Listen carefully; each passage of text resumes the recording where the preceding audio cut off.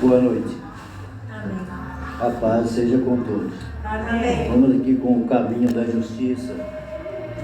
Você que tem a palavra de Deus aí, abre no livro 1 Pedro, capítulo 5.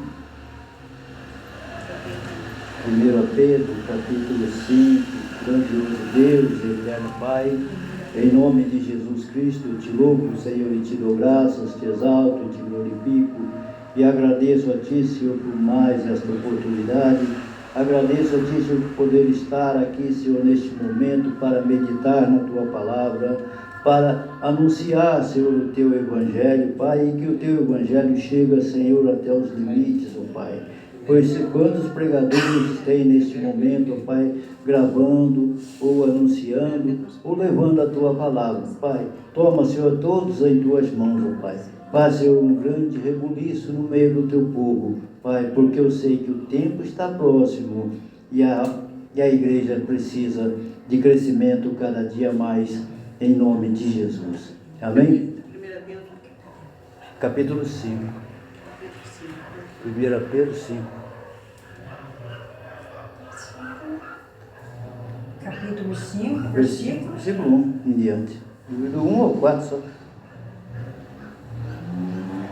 Diz assim: aos presbíteros que estão entre vós, admoesto eu, que sou também presbítero com eles, e testemunha das aflições de Cristo, e participante da glória que se há de revelar.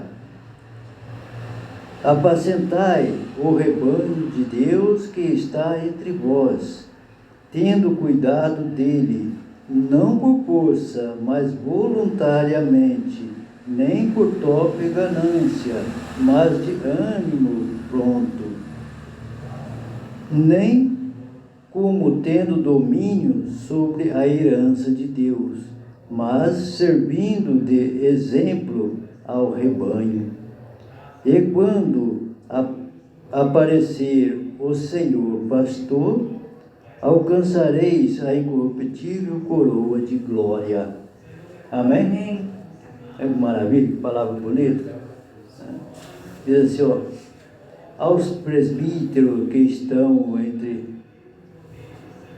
entre vós, né? Aos pastores, né, que estão entre vós, admoesto eu, que sou também pastor com eles, e testemunha das aflições de Cristo, e participante da glória que se há de revelar.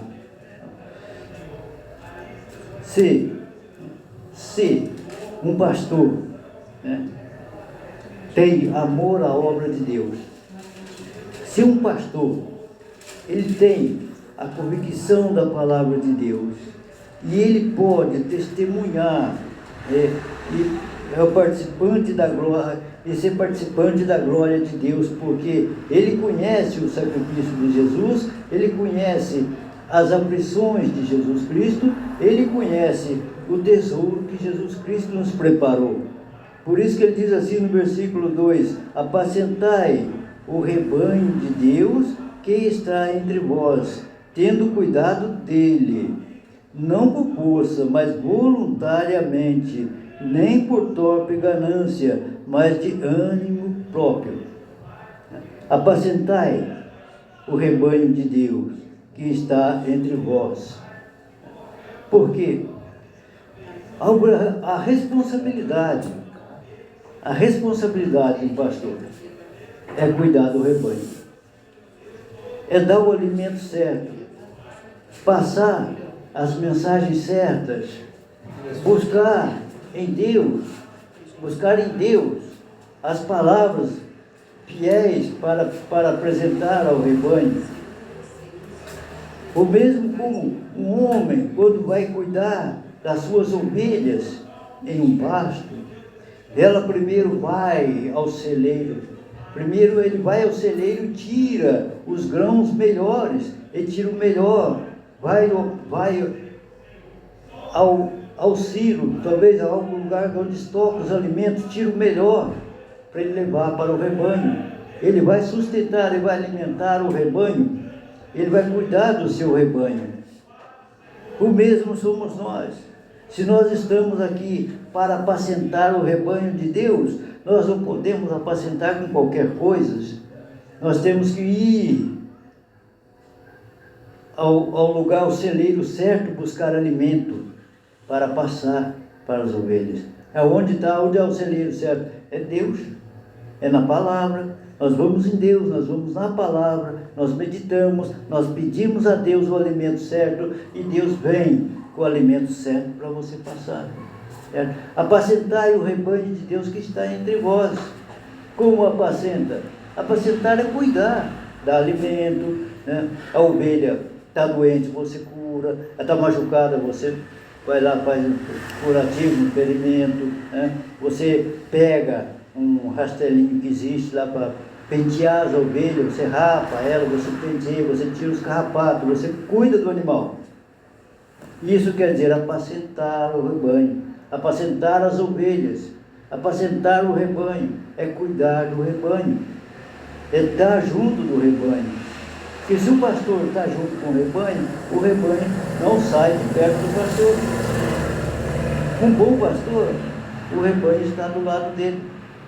O mau pastor, ele dispersa as suas ovelhas, ele espanta as ovelhas, porque ele chega na ovelha para arrancar a lã, ele chega na ovelha para tirar o leite, mas não dá alimento para a ovelha, não sustenta a ovelha conforme tem que ser sustentada. Apacentai o rebanho de Deus que está entre vós, tendo cuidado dela, não por força, mas voluntariamente. Mas voluntariamente. Não é por força. Você nunca vai encher um lugar se for arrastar as pessoas à força.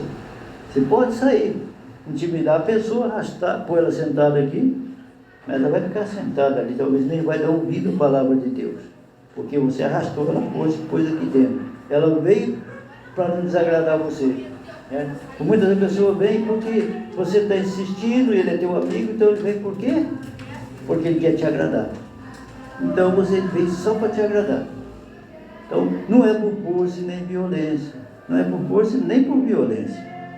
Tem que encontrar a pessoa, que é a pessoa dentro da igreja, começa a amaldiçoar, que existe muito. Se você sair daqui vai acontecer isso com você, vai acontecer isso com você.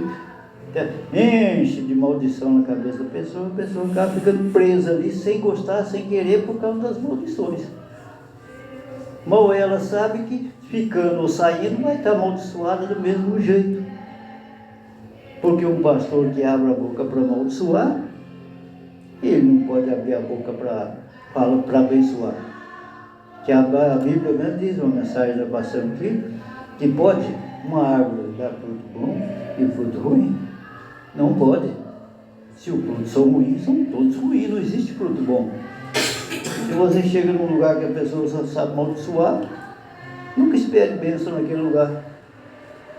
Por que não espera? Porque a árvore que dá fruto mau é fruto mau, não vai ter fruto bom. Pode parecer com uns frutos bonitos, parece ser bom, mas não é. São frutos amargos. Não são frutos bons. Azedo, amargo, estragado, não dá fruto bom. Não dá. Por que não dá? Porque são árvores que não dá fruto bom mesmo. Ele pede a ameixa que tem do outro lado da rua ali. Certo? Você chega ali e tem aquelas ameixonas bonitas lá. Mas se pega elas tão podres por dentro. Elas são bonitas por fora. Você quebra elas. Quer dizer, uma árvore que não dá fruto bom. Então, se cuidar, ela pode dar fruto bom, mas se não cuidar, nunca vai dar. Então, tudo tem seu cuidado. Então, apacentai o rebanho de Deus que está entre vós, tendo cuidado dela, não por força, mas voluntariamente, nem por torpe ganância. Nem por torpe ganância. Você nunca faz um rebanho pensando no rebanho, pensando em extorquir o rebanho, mas de ânimo pronto. Nós temos que estar animados, nós temos que estar prontos. Nós temos que estar juntos, nós temos que estar pronto. É união, é o que eu sempre falo, tem que ser família. Se não for família, algo está errado, não tem como. O corpo de Cristo ele é família. Nós somos uma família, o corpo de Cristo é uma família, é um corpo só. Juntando todos nós, todos aqui que servem a Deus, é um só. Que nós estávamos meditando, querido, o arrebatamento da igreja. Vai sair um corpo de dentro da igreja. Quer dizer que nem todos que estão dentro da igreja vão ser arrebatados. Nem todos que estão dentro da igreja vai fazer parte do corpo de Cristo. Não é todos. Então, existe os bons, existe os ruins. É nós que temos que procurar colocar a nossa vida no altar, na presença de Deus. Para quê? Para nós sermos escolhidos por Deus. Para nós agradarmos a Deus. Se nós não fizermos isso, nós nunca vamos conseguir agradar a Deus e nunca vamos conseguir fazer parte do corpo de Cristo. E o versículo 3 diz assim: nem como tendo domínio sobre a herança de Deus, mas servindo de exemplo ao rebanho. Não é porque um pastor ele tem domínio sobre a herança de Deus. O que é domínio sobre a herança de Deus? É falar da fé, ensinar o caminho da verdade, que isso é dominar a herança de Deus. Se eu estou ensinando o caminho, se eu estou ensinando a verdade, se eu estou ensinando os passos certos para a pessoa, eu estou mostrando o domínio da herança de Deus. Que a herança de Deus é a eternidade. Se eu estou mostrando o caminho da eternidade para a pessoa, eu estou fazendo o domínio da herança de Deus. Estou dominando a herança de Deus sobre a terra. Então, isso é a obrigação de todos os pastores, dominar a herança de Deus. Mas servindo de exemplo ao rebanho. Não posso fazer como dominador da herança de Deus, fazer coisas erradas, querer exigir, querer arrancar, querer fazer algo que não vai bater certo com Deus, certo? Não vai bater certo. Então eu tenho que fazer aquilo que é reto diante de Deus, mas servindo de exemplo ao rebanho. Se um pastor não der exemplo ao rebanho, que pastor ele é? Nunca pode dizer que o rebanho vai seguir. Nunca pode dizer que o rebanho vai ficar ao lado dele. Por que não vai ficar? Porque ele não tem exemplo para o rebanho. Ele não tem como o rebanho permanecer ao lado desse. Quem fica ao lado de um pastor assim são os bodes, as cabras, os bodes, que parecem ser ovelhas também, não são. Junta e faz uma panela e continua naquela panela. E o versículo 4: e quando aparecer o sumo pastor, alcançareis a incorruptível coroa de glória. Se formos corretos, se formos justos e procurarmos fazer o melhor a cada dia, apacentar melhor, cuidar melhor, fazer o melhor a cada dia, quando chegar o sumo pastor, que é Jesus Cristo, receberás a incorruptível coroa de glória. E essa coroa de glória não é somente para o pastor, é para todos. Todos. Todos nós, no momento que aceitamos a Jesus, nós já ganhamos uma coroa lá. A coroa nossa está lá. Mas essa coroa, como diz um pastor, sempre falou, o pastor Renaildo sempre falou, sua coroa está lá. Está uma armação. Está só a armação da coroa. Agora você vai orar, você vai trabalhar, você vai fazer a obra, que através da sua obra você vai mandando as pedrinhas para colocar na sua coroa. Amém? É assim, é fazendo bem, é ajudando, é colaborando, é orando, é ensinando, enfim, A sua coroa está sendo decorada, a sua coroa está sendo completa. Mas pastor, e se a pessoa não fazer nada? Ela aceitou Jesus, né? Tomou posse da palavra de Deus na vida dela, aceitou Jesus, ela é salva.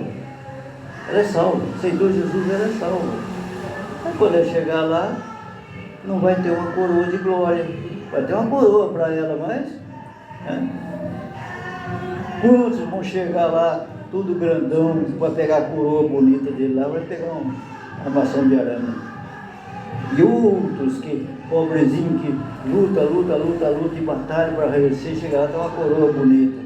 Certo? Ele orou, ele buscou, ele jejuou, ele se consagrou, ele batalhou, ele falou de Jesus para um, falou para outro. Aí chegar lá, a coroa dele está bonita. E quantos que batem